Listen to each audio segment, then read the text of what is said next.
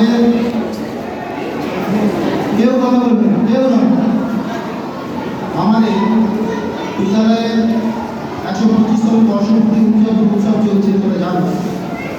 এই উৎসব 2024 সালের 3রা এপ্রিল শুরু হয়েছে বর্ণাঢ্য শোভাযাত্রার মাধ্যমে।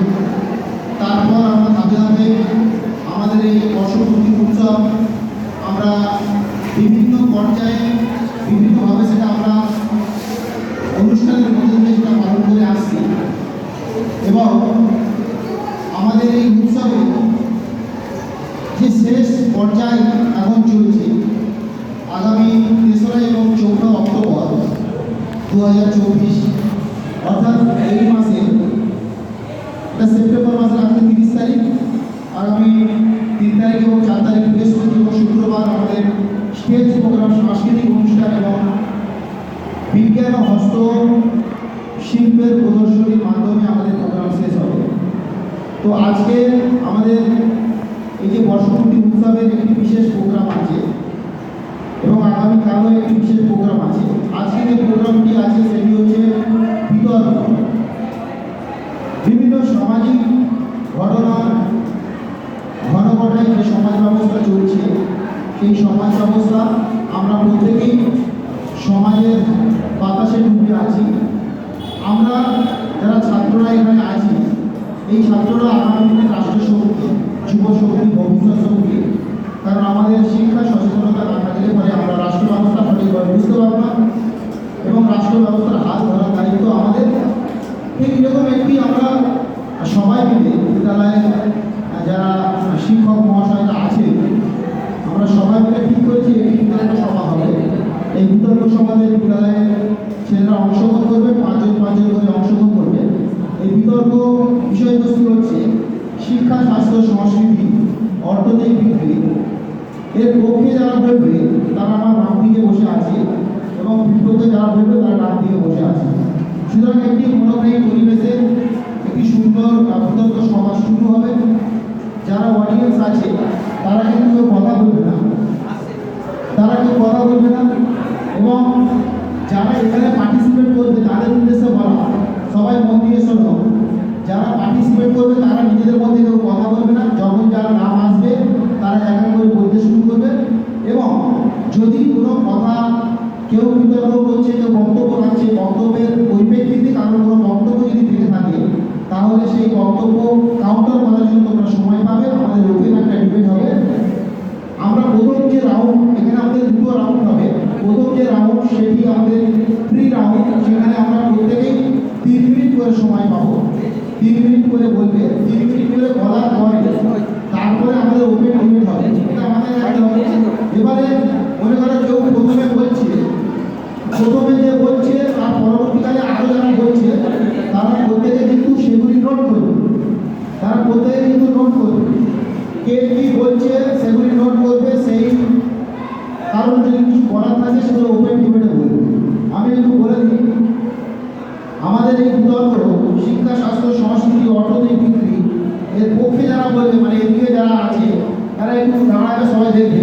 রুদ্রদীপ দাস, অনিরুদ্ধ পাড়ুই, বরণ্য রয়, অরিত্র মণ্ডল, দেবাংশু কর্মকার আর সোহম দাস। আর বিপক্ষে যারা বলবে তারা হচ্ছে অর্পণ মাইতি,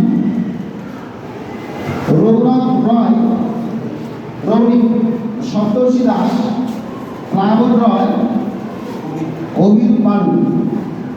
এরা পার্টিসিপেট করে, মনে হচ্ছে এরা 6 জন, এরা 5 জন, যাই হোক এরা প্রত্যেকেই অংশগ্রহণ করবে। তো আমাদের এই বিতর্ক এবারে আমরা শুরু করব। আমরা প্রথমে যে বিষয়টি রেখেছি সেই বিষয়টির পক্ষে যারা বলবে সেটি হচ্ছে এদের 1 নম্বরে যে আছে রুদ্রটি।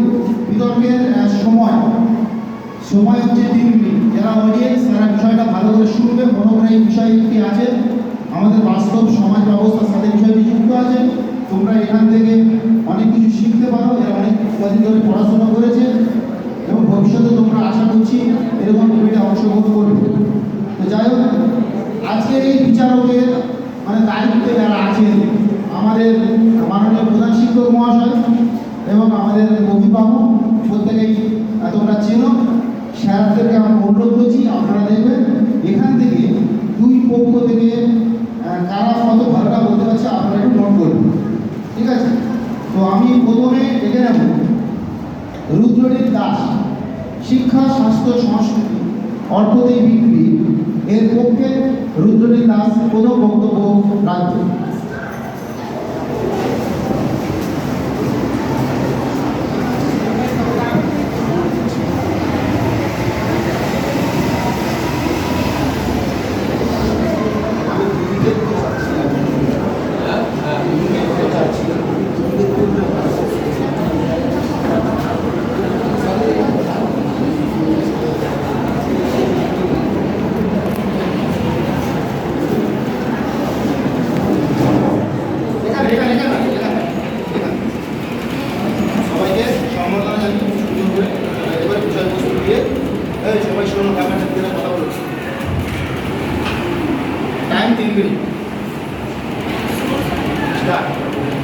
এখানে উপস্থিত আমাদের প্রধান শিক্ষক মহাশয় সহ আমাদের বিচারমন্ডলীর সকল শিক্ষক শিক্ষাকে আমার জানাই, এখানে উপস্থিত সকল দর্শকদের এবং আমার যে সমস্ত ছাত্র ভাইরা আছে এবং দাদারা আছে সকলকেই আমাদের এই 125তম বর্ষপূর্তি অনুষ্ঠানের শুভেচ্ছা জানিয়ে আমি আমার কিছু বক্তব্য শুরু করছি। এখানে আমাদের একটা মূল বিষয় দেওয়া হয়েছে বিতর্ক অনুষ্ঠানে, যেখানে শিক্ষা স্বাস্থ্য এবং সংস্কৃতি প্রত্যেকটি অর্থের কাছে বিক্রি, এটা বলা হয়েছে। এই বক্তব্যের আমি সম্পূর্ণরূপে সমর্থন করছি, কেননা বর্তমানে পরিস্থিতি অনুসারে যদি আমি দেখতে পারি পশ্চিমবঙ্গ সহ আমাদের রাজ্য এবং দেশের যে অবস্থা, সেখানে আমি বলতেই পারি শিক্ষা স্বাস্থ্য এবং সংস্কৃতি সম্পূর্ণরূপে অর্থের কাছে বিক্রি হয়ে যাচ্ছে।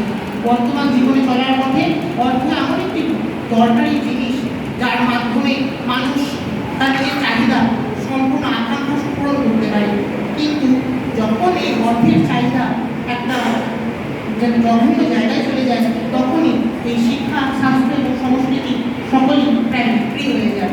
এটা আমাদের সকলের কাছে লক্ষণীয়। যেমন বর্তমানে একটা খুব বাজে ঘটনা ঘটে গেছে আরজিকর হসপিটালে, সেখানে পর্যন্ত এইরকম ধরনের দেখা গেছে যে শিক্ষা এবং ছিল সমস্ত কিছু যা জানেন আপনারা সকলে, প্রথম আমরা সেই বিষয় থেকে দুঃখিত। সেখান থেকে যদি শুরু করি, এছাড়াও যে হসপিটালগুলো রয়েছে, হসপিটালে এখনও দেখা যায় যে বিভিন্ন ইউজ করা সিরিঞ্জ, সেগুলো একবার ইউজের পরে হালকা বা কোনোভাবে ক্লিন করার পরে সেগুলো আবার অন্য জায়গায় ট্রান্সফার হয়ে যাচ্ছে আবার ক্লিন করে, কিন্তু হয়তো কোনোভাবে দেখা গেল সেখানে হয়তো জীবাণু থেকেই গেল, সেটা আবার অন্য একজন রোগীকে যখন লড়াই হবে তখন তার জীবের মধ্যে সেই জীবাণুগুলো হয়তো প্রবেশ করবে, হয়তো তার সেই রোগটা নেই বা কোনোভাবে সেই রোগটা ছিল না, কিন্তু সেই রোগ সেখানে ঢুকে যেতে পারে। এছাড়াও বিভিন্ন খাদ্য বিষয় আমি বলতে পারি যে বর্তমানে বাজারে বিভিন্ন যে খাদ্যগুলো বিক্রি হয়, প্যাকেটজাত দ্রব্য, এগুলো বিভিন্ন শাকসবজি পর্যন্ত এখন কোনো কিছু শুনছেও না, কেননা কৃষিজীবী ভেজাল জিনিসটা দেখতে পাচ্ছি। এরা ভেজালটা কেন দিচ্ছে? প্রথম কথা, এখানে তারা অতিরিক্ত পরিমাণে উৎপাদন বাড়ানোর জন্য কিছু ক্ষেত্রে মানুষের স্বাস্থ্যের সাথে তারা ছেলেখেলা করছে। সেখানে যারা বিভিন্ন কৃষিক্ষেত্রে বীজ দিচ্ছে, অতিরিক্ত পরিমাণে সার দিচ্ছে, যেগুলো গাছের ক্ষতিকর হচ্ছে, কিন্তু তার গাছ বৃদ্ধি পাচ্ছে, দেখতে পাচ্ছি আমরা গাছ হয়তো খুব তরতাজা ভালো সুস্থ আছে, কিন্তু পরবর্তী ক্ষেত্রে একসময় দেখা যাচ্ছে সেই সমস্ত খাবার খেলে আমাদের দেখা যায় বিভিন্ন রোগে আমরা আক্রান্ত হচ্ছি। দিতে গেল খাওয়া দাওয়ার কথা, বিভিন্ন তেল মশলা জাতীয় বিভিন্ন বস্তু যেমন রয়েছে সেগুলোতে আমরা দেখি বিভিন্ন তেল জাতীয় অর্থাৎ সর্ষের তেল বলুন বা সাদা তেল, এই সমস্ত ক্ষেত্রে বেশিরভাগ ক্ষেত্রে দেখা যায় যে পামাল মেশানো হচ্ছে, যা আমাদের স্বাস্থ্যের অত্যন্ত ক্ষতিকর, যেটা আমরা অনেকেই শুনে থাকি। এছাড়াও শিক্ষা বিষয়ে বলি, যেটা আমাদের প্রত্যেকের ক্ষেত্রে অত্যন্ত গুরুত্বপূর্ণ, যা আজকে প্রায় 19 সাল বর্তমান সময়ে শিক্ষা ক্ষেত্রে এবং বলতে পারি সমাজের মধ্যে শিক্ষা করে ভবিষ্যতের দিকে চলে গেছে। যা শিক্ষার গুণগত মান ছিল আজ থেকে প্রায় কিছু বছর আগে পর্যন্ত, যখন আমরা দেখছি সেটি এখন কমে যাচ্ছে। এছাড়াও সংস্কৃতির দিক থেকে বলতে পারি এই সমস্ত বিষয়ে সংস্কৃতির সাথে একটা ওতপ্রোতভাবে জড়িত। এই নিয়ে আমি আমার বক্তব্য বর্তমানে শেষ করছি, পরবর্তীকালে আমার বক্তব্য। ধন্যবাদ আমাদের শিক্ষা স্বাস্থ্য সংস্কৃতির পক্ষে বলি, মাথায় রাখতে টাইম, একবার এখানে শব্দ করা হবে, আমাদের থেকে আর বাজার প্রেস নেই, সুতরাং সেটা একটু মাথায় রাখতে হবে 1 মিনিট আগে। তারপরে 1 মিনিটের মধ্যে আমাদের এই বিষয়টা শেষ করতে হবে, সাথে করতে হবে, পারলে 1 মিনিটের মধ্যে শেষ করতে হবে। তো বিষয়বস্তুর বাইরে আমরা বিষয়বস্তুর মধ্যে খুব একটা বেশি থাকতে পারলাম না, আর একটু থাকতে পারলে হয়তো ভালো হতো। যাই হোক, শিক্ষা স্বাস্থ্য সংস্কৃতির বিপক্ষে যারা বলবে, যারা মনে করে যে শিক্ষা স্বাস্থ্য সংস্কৃতি সবসময় টাকাতে বিক্রি হয় না, এক্ষেত্রে মানবতা আছে, আদর্শ আছে, মতাদর্শ আছে, সেটারও একটা বিশেষ গুরুত্ব আছে। যাই হোক, এই পক্ষে যারা বলবে তার মধ্যে প্রথম যে বলবে অভিরূপ আনন্দ। অভিরূপ ক্লাস 8-এর প্রথম হয়, ফার্স্ট বয় অভিরূপ আনন্দ। তোমার সময় 3 মিনিট।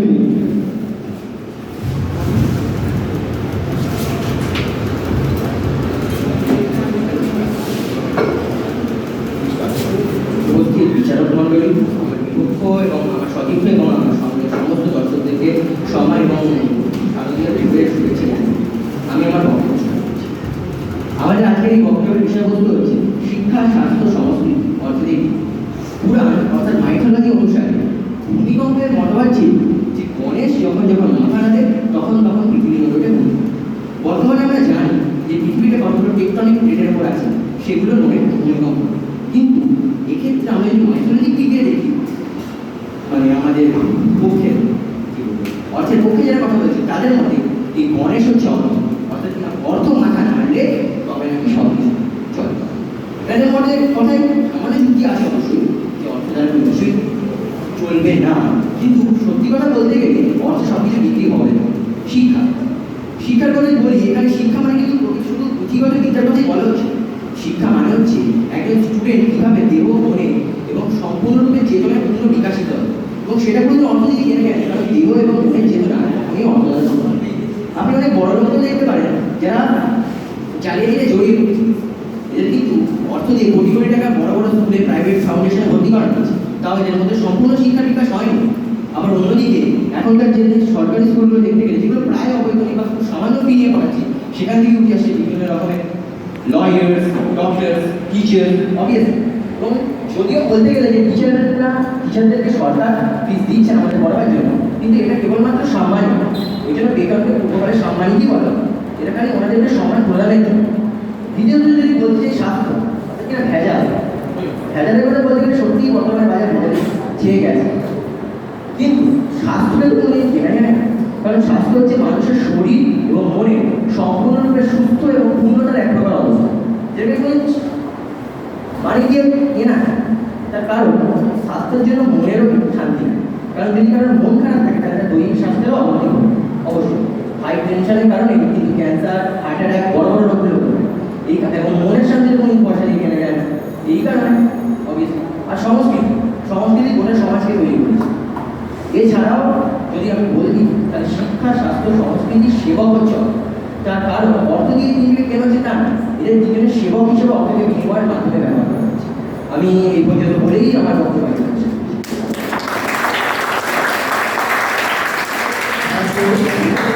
খুব সুন্দর করদানের মাধ্যমে আমাদের মানে সম্মানিত করলো। আমি একটু বলে রাখি, যারা এখানে বসে আছে ক্লাস 11-এর ছেলেমেয়েরা, তোমাদের ওখান থেকে একজন করে তোমরা চান্স পাবে যদি মনে করো এই বিতর্কের বিষয়ের উপরে, ঠিক আছে? সেটা সবার শেষ হয়। তো এবারে আমাদের বিপক্ষে বললো অভিরূপ, খুব যুক্তিপূর্ণ কতগুলো কথা বললো, সেগুলো পরবর্তীকালে আমাদের এই ওপেন ফোরামে আলোচনা হবে। আচ্ছা, পিছনে যারা কথা বলছিল তাদের হাতে কেউ থাকবে না, কথা বলবে না, বিষয়টা খুব সিরিয়াস। এরপরে পক্ষে যারা আছে তার মধ্যে অনিরুদ্ধ চলে এসে শিক্ষা স্বাস্থ্য সংস্কৃতি অর্থনৈতিক বিপরীত, ও মনে করে সব কিছু টাকাতেই কেনা যায়। কারণ এটা কাল মার্ক্সের কথা, যাদের হাতে টাকা আছে তারা সব কিছুই কিনতে পারে, বাকি সবটা হচ্ছে কেনা সম্ভব। কারণ কাল মার্ক্স এখানে একটা তত্ত্ব দিয়েছে, বেস অ্যান্ড সুপারস্ট্রাকচার। বেস মানে হচ্ছে একটা বাড়ির ভিত, আর সুপারস্ট্রাকচার মানে যে ফ্যানটা চলছে, যে রংটা আছে, জানলাটা আছে, যদি ভিত ঠিক থাকে তাহলে এগুলো সব ঠিক থাকবে, আর যদি ভিত যদি নড়বড়ে হয় তাহলে এগুলো যতই আমরা রংচং করি না কেন এগুলোর কোনো গুরুত্ব নেই। সুতরাং শিক্ষা, স্বাস্থ্য, সংস্কৃতি, অর্থনৈতিক বৃদ্ধি এর পক্ষে বলবে অনিরুদ্ধ পারব, ক্লাস 9-এর স্টুডেন্ট। এখানে উপস্থিত প্রধান মহাশয়, প্রধান শিক্ষক মহাশয়, সহশিক্ষক মহাশয় ও আমার বিপক্ষে সহপাঠী ও দাদা দিদিদের শুভেচ্ছা জানিয়ে আমার বক্তব্য শুরু করছি। আজকের বিতর্ক শিক্ষা, স্বাস্থ্য, সংস্কৃতি, অর্থনৈতিক বৃদ্ধি এর আমি পক্ষে আছি।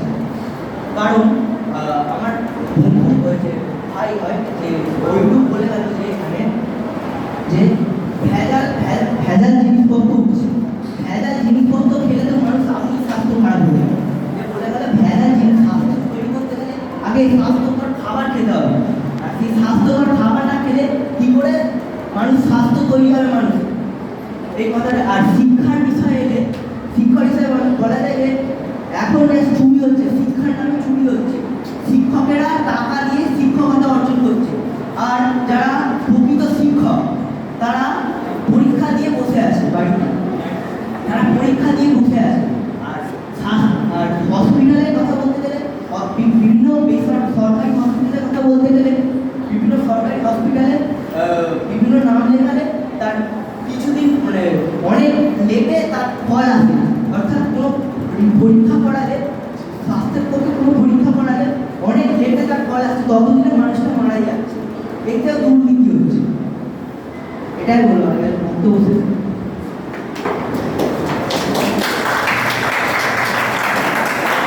ধন্যবাদ। অনিরুদ্ধ পারু, ক্লাস 9-এর স্টুডেন্ট। বলতে গিয়েছিল অনেক, কোথাও যেন একটু আটকে গেল, অনেক কিছু করার চেষ্টা করেছিল, তবে ঠিকই বলেছে বর্তমান যা জামানা চলছে বা যা পরিস্থিতি চলছে, যে টাকা দিয়েও শিক্ষকতা চাকরি পাওয়া যায়, ঘটনা ঘটছে। তবে অতীতে বহু শিক্ষক আছে, সেটা তো তারা নিশ্চয়ই টাকা দিয়ে পায়নি। এটা রিসেন্ট 2016 সালের ঘটনাটা প্রেক্ষাপট করেছে। তো এটা সার্বিক ঘটনা নয়, সার্বিক ঘটনা হচ্ছে যোগ্যতার একটা মাপকাঠি আছে, যোগ্যতা না থাকলে পরে সবসময় টাকা দিয়ে হয় না, ঠিক আছে। তো যাই হোক, কিছুটা বলার চেষ্টা করেছিল স্বাস্থ্যের উপর দিয়ে, যে একটা কোথাও নাম লেখাতে গেলেও টাকা লাগবে, পঞ্চায়েত অফিসে কিছু একটা পেতে গেলেও টাকা লাগবে, তুমি যাই করতে যাও না টাকা টাকা টাকা টাকা দিয়ে যেন মনে হয় যে পুরো সমাজ ব্যবস্থা টাকার জলে বন্দি হয়ে আছে, জালে বন্দি হয়ে আছে। সুতরাং দেখা যাক ওই পয়েন্টটাকে কাউন্টার করার জন্য এবারে আসছে শিক্ষা, স্বাস্থ্য, সংস্কৃতি, অর্থনৈতিক বৃদ্ধির বিপক্ষে যারা বলবে সেটা হচ্ছে রৌনক রয়, রৌনি, 10ম শ্রেণীর ফার্স্ট বয়। নমস্কার, এখানে উপস্থিত সকলকে আমার প্রণাম। তো আজকের আমাদের বিতর্ক সভার যে বিষয়বস্তু আছে শিক্ষা, স্বাস্থ্য, সংস্কৃতি, অর্থনৈতিক, আমি এর সম্পূর্ণ বিপরীত মত পোষণ করি। প্রথমে যে বিষয়টা আছে শিক্ষা, হ্যাঁ, প্রাথমিকভাবে দেখলে মনে হয় রাজ্য থেকে দেশ, এসএসসি থেকে নিট দেখে মনেই হতেই পারে শিক্ষা অর্থের কাছে বিক্রি, কিন্তু সত্যিই কি তাই? নিজেদের বিবেককে প্রশ্ন করুন, শিক্ষা কি আদৌ অর্থের কাছে বিক্রি হতে পারে? আপনি বড় টাকা দিয়ে বড় বড় ইউনিভার্সিটি, স্কুল থেকে ডিগ্রি পেতে পারেন, পিএইচডি ডিগ্রি পেতে পারেন, গ্র্যাজুয়েশন পেতে পারেন, পোস্ট গ্র্যাজুয়েশন পেতে পারেন, কিন্তু আপনি কি আদৌ শিক্ষিত হয়েছেন? শিক্ষিত হলে হওয়ার কেবলমাত্র কর্মক্ষেত্রের জন্যই আপনার শিক্ষাটা লাগবে না, সারা জীবনের পথে চলার জন্য শিক্ষাটা খুবই গুরুত্বপূর্ণ। তাই জন্য শিক্ষা কেবলমাত্র অর্থ দিয়ে বিক্রি হতে পারে না, এর জন্য চাই মনের জোর আর আপনার শিক্ষিত হওয়ার একটা উদ্যম। দ্বিতীয়টা বিষয়টা হচ্ছে স্বাস্থ্য। তো স্বাস্থ্য আপনাদের যদি সমাজে একটা প্রচলিত আছে যে একটা উনি মানুষ, তার স্বাস্থ্যটা কীরকম হবে যদি আপনাদের একটা কল্পনা করতে বলা হতে থাকে, তো আপনারা প্রথমেই কল্পনা করবেন তার ভোর আছে, ডায়াবেটিস আছে, অনেক রোগ আছে, এটা হচ্ছে তোমার একটা সাধারণ, কিন্তু হ্যাঁ সত্যিই তাদের এটা হয়েই থাকে, নানা রোগ আছে। কিন্তু যদি আপনি দেখেন একটা গরিব লোক যে ভ্যান চালায়, তাকে দেখবেন সেই উনি মানুষদের থেকে অনেক বেশি স্বাস্থ্যবান। একটা রিসেন্ট যে ওয়েডিং হলো আনন্দ আম্বানি আর রাধিকা মার্চেন্টের, তো আনন্দ আম্বানি তার যে প্রি ওয়েডিং স্বীকার করেছে যে সে একটা রোগে ভুগছিল এবং তার ওয়েটটা খুব বেড়ে গেছে এবং সে কন্ট্রোল করেছে। তার বাবার অনেক টাকা আছে, তার বাবার রিলায়েন্স হসপিটাল আছে, তার কাছে বড় বড় ডায়েটিশিয়ান আছে, ফিজিশিয়ান আছে, অনেক। সে সারাক্ষণ হচ্ছে তোমার ডাক্তারদের টিমের মধ্যে থাকে, কিন্তু তবুও সে রোগগ্রস্ত। কিন্তু যেখানে একটা ভ্যানওয়ালাকে দেখবেন, সে তাকে দেখবেন সে তার থেকে অনেক বেশি সফল। দ্বিতীয়ত হচ্ছে সংস্কৃতি কি টাকার কাছে বিক্রি। দেখবেন যার কাছে বেশি টাকা হয়ে যায় সে সংস্কৃতিটাকে আর গ্রহণ করে চলে না, সেই সংস্কৃতিটাকে এড়িয়ে যায়। আগে আমাদের বাঙালিরা ধুতি পাঞ্জাবি পরত, ওটাও আমাদের বেঙ্গলি কালচারের মধ্যেই পড়ে, কিন্তু আজকে আমরা প্যান্ট শার্ট সবাই পরে আসি, কেউ ধুতি পাঞ্জাবির দিকে যায় না। সেটা খুবই কম, মানে দুর্গা পূজার অষ্টমী দিন পুষ্পাঞ্জলি কিংবা বিয়ে। এটাই আমার বলা আছে। আর শিক্ষা, স্বাস্থ্য, সংস্কৃতি এটা টাকা দিয়ে নয়, এটাই আমার বক্তব্য। ধন্যবাদ।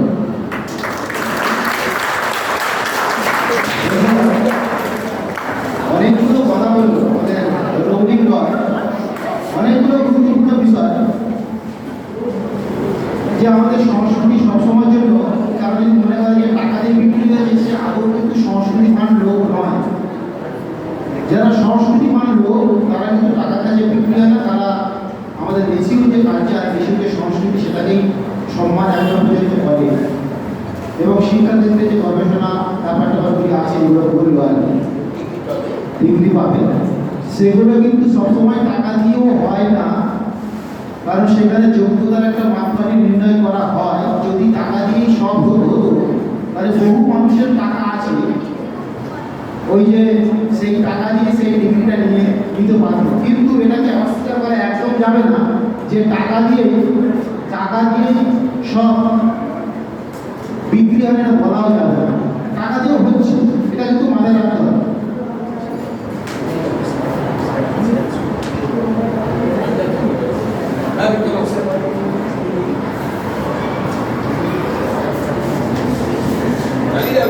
যাই হোক, তো এবারে এই বিষয়ে 3 নম্বরে আসবে শিক্ষা, স্বাস্থ্য, সংস্কৃতি, অর্থনৈতিক বিক্রি। অরণ্য রয় 10ম শ্রেণীর ছাত্র। দেখা যাক অরণ্য কিভাবে কাউন্টার করে।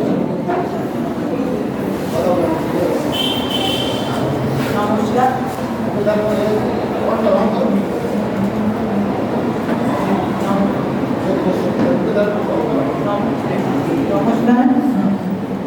নমস্কার। এখানে উপস্থিত আমার মাননীয় শিক্ষক মহাশয়, এখানে যে বিজয় মন্ডলী আছেন, এছাড়া আমার যে ভাই, সহপাঠী বন্ধু, দাদা, দিদিরা আছেন, তাদের আমি প্রণাম জানিয়ে আমি আমার বক্তব্য শুরু করছি।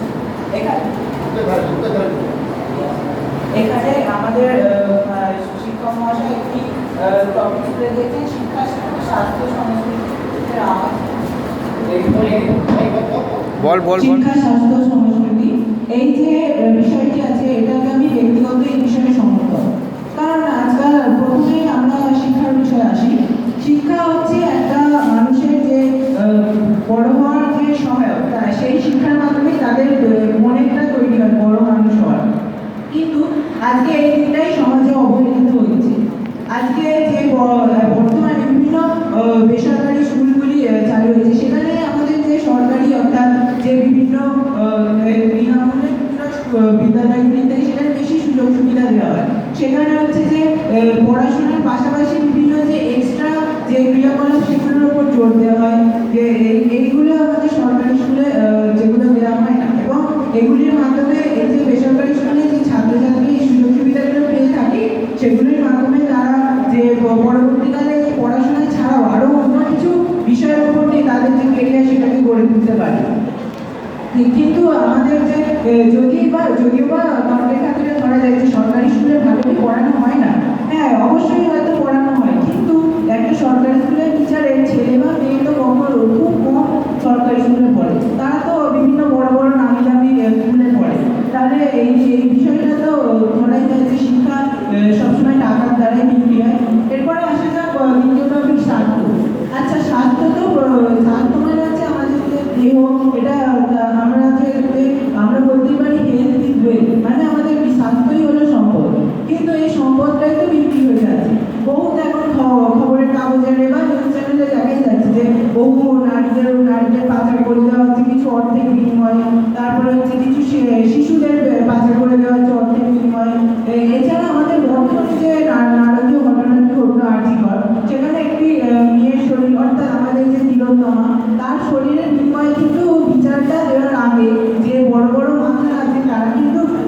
10 লক্ষ টাকাই ঘোষণা করলো।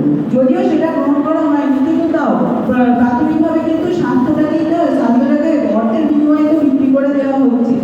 তারপরে দ্বিতীয় টপিকে আসে যাক সংস্কৃতি।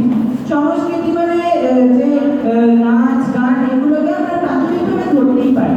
এই নাচ গান যারা শিখছে তার বড় বড় জায়গায় এরকম বড় বড় প্ল্যাটফর্মগুলিতে এরকম দুর্নীতি কিন্তু হয়েই থাকে, যে চান্স পাওয়ার জন্য অনেক টাকা লাগবে, সেই টাকাগুলো যারা দিতে অপারগ তারা নিজের প্রতিভাটাকে জনসমক্ষে তুলে ধরতে অক্ষম হয়ে যাচ্ছে। তারপরে যে আমাদের যে অর্থের জন্য আমাদের যে অনেক ভাই ভাই আছে তার বিভিন্ন সম্পত্তি অর্থের জন্য তাদের মধ্যে কিন্তু সম্পর্কটা উঠে যাচ্ছে। এছাড়া যে দুর্গাপূজার যে আমাদের যে বিজয়া দশমী, অর্থাৎ বাঙালির এর মাধ্যমে বাঙালির মধ্যে যে ঐক্যবদ্ধ মেলবন্ধন গড়ে ওঠে, সেইটা কিন্তু এই অর্থের জন্য ধ্বংস হয়ে যাচ্ছে। কারণ অর্থের দ্বারা কোনো ভাই ভাই বা ভাই বোন বা কাছের মানুষরা কিন্তু এই অর্থের জন্যই ঘুরে চলে যাচ্ছে, সুতরাং তাদের মধ্যে সেই সুসম্পর্কটা আর গড়ে উঠছে না। ধন্যবাদ, আমি আমার এই বক্তব্য শেষ করছি। সুন্দর করেছে আমাদের অরণ্য, অনেকগুলো পয়েন্ট তুলল। ঠিকই তো, মাস্টারমশাইরা সরকারি স্কুলে পড়াতে চাইবে, চাকরি করবে, আর তাদের ছেলে মেয়েদেরকে বেসরকারি স্কুলে পড়াবে, ঠিক তাই নাকি? কিন্তু এরকম বহু মাস্টারমশাই আছে তারা তাদের ছেলে মেয়েদেরকে সরকারি স্কুলে পড়ায়। কিন্তু একটা জিনিস মাথায় রাখতে হবে, বর্তমান সারা বিশ্বকে একটা গ্লোবাল ভিলেজ বলা হয়, একটা বিশ্বায়ন ঘটে গেছে।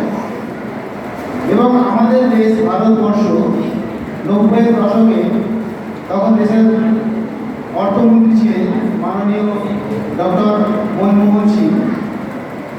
তিনি ভারতবর্ষে প্রাইভেটাইজেশনের পক্ষে বলেছিলেন বেসরকারিকরণ করতে হবে, সরকারি উদ্যোগ পাশাপাশি বেসরকারি উদ্যোগ, অর্থাৎ সরকারের একটা রাষ্ট্রে প্রত্যেকটা দেশে একটা পিপিপি মডেল চলে, পাবলিক প্রাইভেট পার্টনারশিপ মডেল।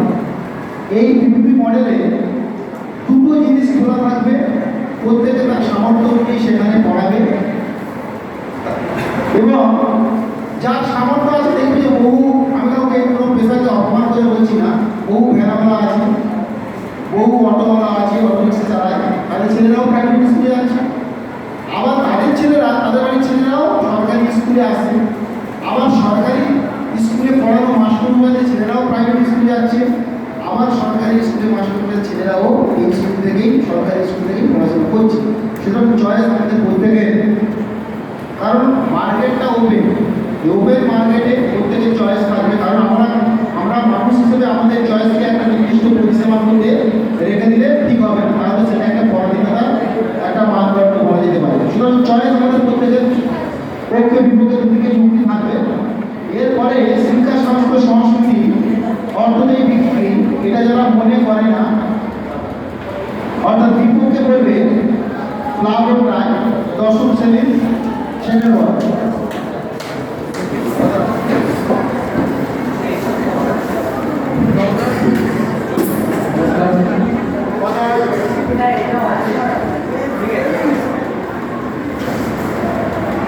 নমস্কার, আমার নাম প্লাবন রায়।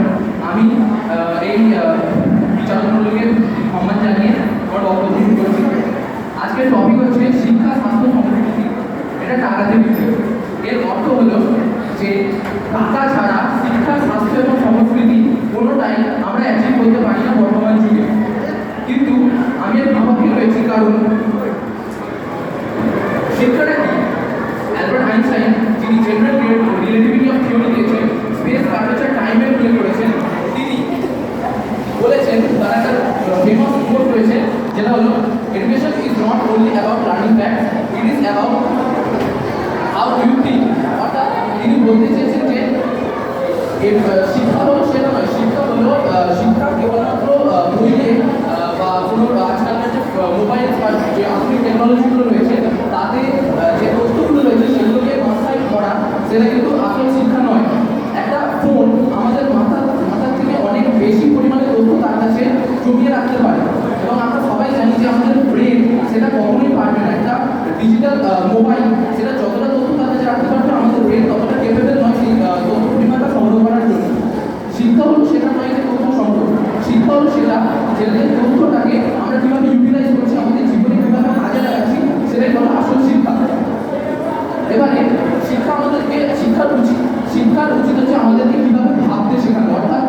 তথ্যকে কীভাবে আমাদের জীবনে কাজে লাগানো যাবে সেটাই হলো আসল শিক্ষা। তাই এই ভাবার জন্য কিন্তু আমাদের খুব বেশি পরিমাণ টাকার প্রয়োজন হয় না। আজকালকার যুগে বিভিন্ন গভর্নমেন্ট স্কিমেতে ডিজিটাল জিনিস আমাদের প্রোভাইড করা হয়, যেমন 11 উঠলেই সবাই 10,000 টাকা করে পাবে, চার্জ পেয়ে তারা মোবাইল কিনতে পারবে। তার মাধ্যমে সে কিছু তথ্য তো পেয়ে যাবে, কিন্তু সেই তথ্য পাওয়া মেনে সে দুনিয়াতে অনেক কিছু করে ফেলতে পারবে তা না। সে সেটাকে ইউটিলাইজ করতে জানে না। ইউটিলাইজ করতে জানলে তবেই সে আসল শিক্ষিত। এবার স্বাস্থ্যতে আসলে আমাদের রোগীগুলো অভিযোগ করেছে যে স্বাস্থ্য কেবলমাত্র টাকা দিয়ে ঠিক করা যায়, এটা তো টাকা দিয়ে তো অনেক কিছু হয়, কিন্তু টাকা দিয়ে সবসময় স্বাস্থ্য করা যায় না। শারীরিক পরিশ্রম, তারপর মনের শান্তি, এগুলোর মাধ্যমে হচ্ছে স্বাস্থ্য অর্জন করা যায়। এ নিয়ে আমি বেশি কিছু বলতে চাই না, কারণ এরা অনেকটাই কভার করে দিয়েছে, তাই এবার সংস্কৃতি এলে শিক্ষার সাথে কিন্তু সংস্কৃতি জড়িত। জন্মের পর যখন একটা বাচ্চা প্রথম পৃথিবীতে আসে তখন সে সব কিছু থেকে কিন্তু শিক্ষা গ্রহণ করে। তার মা বাবা, তার অভিভাবক, তার ঘরবাড়ির অবস্থা তার মানসিকতার উপর একটা ছাপ ফেলে। এছাড়া তার সমাজ, সোসাইটির মানুষজন কেমন সেটাও তার শিক্ষার উপর একটা ছাপ ফেলে। শিক্ষার সঙ্গে সংস্কৃতি জর্জরিত কারণ তার মা বাবা যেমন হবে তার ছেলেও তেমনই হবে।